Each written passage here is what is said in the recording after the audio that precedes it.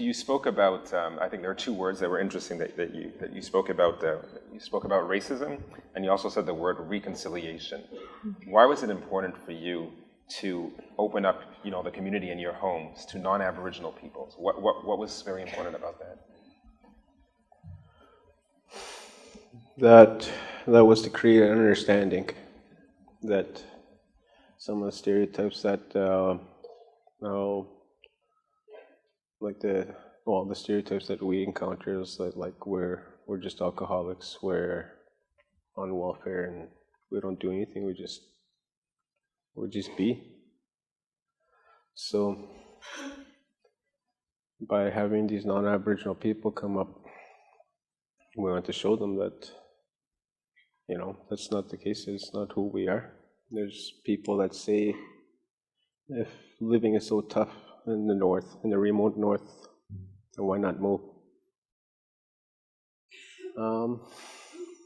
Well, we could do that, but we choose not to. It's our home. That's where we were born. That's where our grandparents are buried. And we're just connected with the land and the water. And so we hunt and fish, and that's how we provide for ourselves. We can't go to the store to go buy food. And it's just beautiful up north, back home. We get thirsty. Well, we don't get thirsty. We just go to the lake. The water is clean, and we plan to keep it that way. So perhaps you can walk us through the process. When these non-Aboriginals land, get off the plane. Did you sense or did you hear that they had certain misconceptions about what they would experience in your community, or do you think they were ready? What was it like? When we put the call out, we just said keep an open mind. And every time they came, there was always a lot of us at the airport to greet them, to welcome them to our home. So as soon as they get off that plane, they know that they're safe. They know that they're welcome. Right up until they get on that plane again to leave. Most of the time they don't want to. Sorry, they were crying? They'll be crying by the time they leave, end of the week. Just kidding. Because they want to stay. And how did that make you feel, seeing people crying, not wanting to leave your community? It just touched me, and they'll be in our hearts forever. And what about you? In the beginning, everybody was kind of like hesitant, and not everybody, but so-and-so groups here and there, and people would tell us like, why are you guys doing that? You guys are crazy. Like, why are you bringing people here? Like, and people were like scared, like they didn't trust, they thought they'd get hurt, or one of their kids will get hurt somehow, or they didn't want anything to happen. And because they were really, they kept to themselves, I guess. And plus they thought we wouldn't be able to pull it off, and like, you guys are gonna do all this, and you guys, what if it blows up in your guys' face, and what's gonna happen to the community, and what's that gonna look like on us if you guys don't do it and it blows up and nobody gets off that plane? What are you guys gonna do then? And it was kind of scary, and like kind of started to get at me too. I was like, I don't know, do you think we can do it? And we just kept pushing ourselves, and we have to do it, we can do it. We worked really hard and just did the best we can, and it was so awesome when we had like 50 people wanting to come, and we didn't expect that. And just to show like when I was going to school before I had my baby, I would get like these remarks, like getting put downs of just because I'm an Aboriginal and whatever, and I kind of started to kind of regret, like I used to kind of hate that I was Native because I moved around lots growing up. And it was through this event where I actually really found that I love my home. It kind of opened my eyes too. And like now I'm just so proud of my home. Like it's my home, and it made me open my own eyes to what we have there. And now it's like, why I don't even want to move there out of Big Road. And I'm just really blessed. So I think you raise an important point here, is that you spoke about the stereotypes about Aboriginal peoples among non-Aboriginals, but you also spoke about the fact that many Aboriginals take on those stereotypes and start to believe them. And also, the people in the community started to doubt, your young people, how will you be able to make such a difference or such an impact on the community? How did you find the strength to overcome those barriers, those stereotypes, and to achieve what you were able to achieve?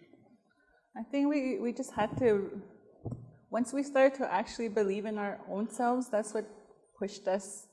Once we actually had to take it upon ourselves to believe in ourselves, and it didn't matter what anybody said after that. Like after that, once we had that, we're like, okay, who cares what they say? We can do it. We're gonna do it, and we just kept right on going.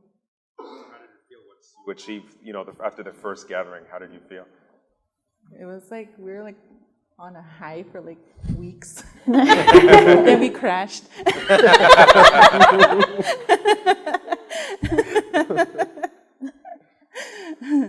But I don't regret at all doing all this the past couple of years.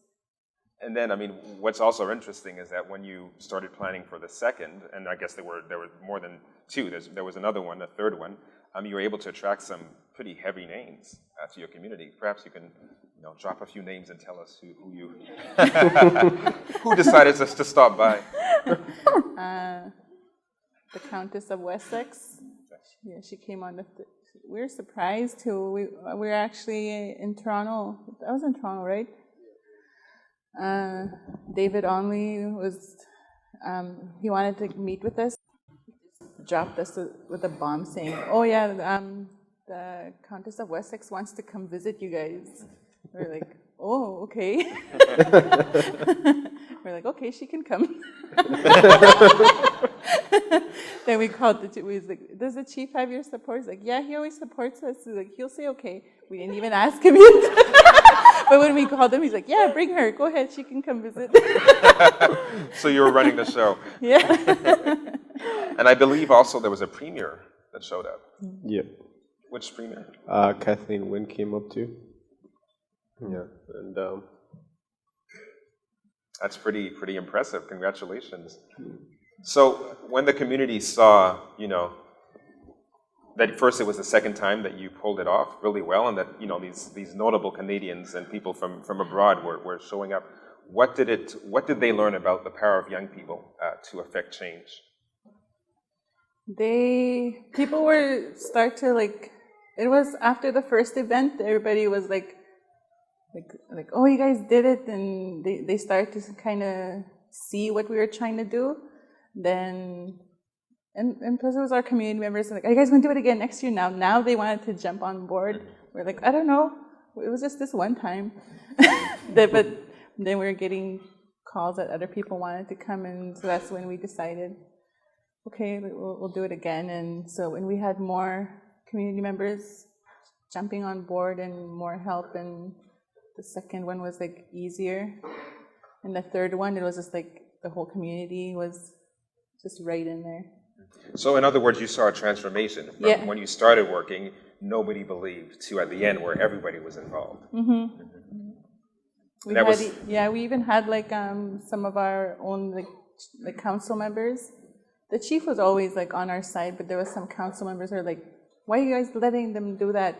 It's gonna blow up anyway. Don't let them do this to the community. But afterwards, they kind of said like, "Oh, we're proud of you guys." It was really good to hear that. Very powerful. And I think one element, or I guess a central piece about the work that you were doing, was reconnecting with your Aboriginal traditions. Could you talk about that a bit? With these events that we've been having, we've always made sure we feature the drum with us too.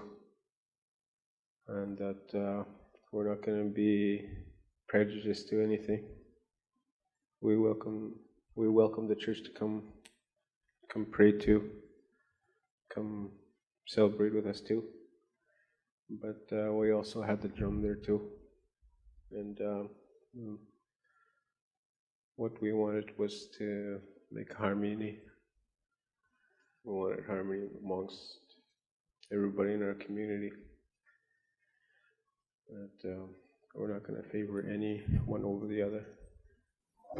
So in other words, there was, I guess, some concerns about there has been concerns about the drums and certain elements of your traditional culture in your community, and that started to change? Yeah. Why was there such, I guess, discomfort around the drum, and what was the role of the church in that process? It was assimilation. That our grandparents were taught that was evil, and that we shouldn't be doing that. So they believed it, and they carried that on with them too, to their kids, our children, our parents, and yeah. So those are sort of some of the things that you would hear growing up, that the drum's evil, that... Yeah, it was, that's what I guess that would be the legacy of a residential school. Mm-hmm. And we're just breaking away from that. And so now that you've actually had an opportunity to use the drum, what does the drum represent for you? Heartbeat. The heartbeat. Can I just add, in the beginning when when some of the youth wanted to have the drum there, it was like a kind of like a fight, trying to, the elders were like getting mad. We don't do that, like, because there was rarely anyone that was following traditional, and some people were starting to pop up and that were following that, and so there was it that first event were we allowed to use the drum? Not in the beginning, right? But towards the end, was it? Yeah, and but it took I myself, I go to church. That's where I was raised, and I still do that. Like, but I don't hate if anybody wants to follow traditional. I know, like, I'm Aboriginal, and but that's just what I believe in. I tell, like, my friends that are traditional, and I tell them, like, I don't say anything to you guys. I don't bug anybody. I don't put anybody down, and I just like, if you respect my decision too. So they know that about me, and the church that I go to, it was them that had kind of stepped up and told, like it's if that's what's going to help them, why not let them? So once one church group stood up and the other ones couldn't say anything, so that's where we would have, like, when we would have circles too, our church group would let us go there too, but we would so it took that for, I think that how would I say it? I guess it took them in order to stand up, to not to be judgmental about anybody's belief in whatever, and that's when we were allowed afterwards. Yeah. And so and now there's more youth starting to wanting to go traditional, and, like, we encourage that if that's what's going to help them, then we tell them, go ahead. Yeah. That's what's going to help you. Yeah. It's really fascinating to hear you say that you were not allowed to use the drum in your community in the 20th, 21st century. That's quite telling. That, many of us think that the legacy of the Indian residential schools and colonization is over, but you're living proof that there are still a lot of challenges that are there. Yet, would you say that the project has helped the community kind of embrace the traditions and create a spirit of acceptance of difference? I've always been taught, like, growing up, not to like judge anybody's beliefs, and that's the same thing I tell with my kids too. And like my son too, he's interested in drumming, my little boy, and I encourage him. Like I bought him a drum, but I still go to church and he sees me and he still likes to. And I tell them, like, if you want to do that, then go ahead. Like, I'm not going to tell them not to. Absolutely. So given your success, what message would you have for other young people like you across the country who are, thinking about making a difference, but are, concerned that they won't be able to do it, that they'll bring shame to the community, as you said? Is there a message that you'd like to share? I was gonna add, like, with our community, I think it was like they knew where we came from. Like we had our own addictions and stuff. We were like right down in the gutter, and we got off the drugs, and it's been a couple of years for us now, and I think it was from all that our lifestyle from before. They thought like why, like, them, like somebody like them, they're gonna do this, like. But if you just believe in yourself, like, you can do anything. And that's what I learned. Like, no matter how messed up my past was, I just had to accept my past and let it go and just believe in myself. What I said before was, like, if you believe in something and you really want it, just go after it. And look good where it got us. We got a member from the royal family to come visit our reserve. Yeah. So the sky's the limit. Yeah. Just believe in yourself. Just keep working at it, and it doesn't hurt to laugh too. Whether it be at anybody else or yourself, laughter helps. It wouldn't have been possible without the help from Michaëlle Jean Foundation as well too. A big thank you. Miigwech.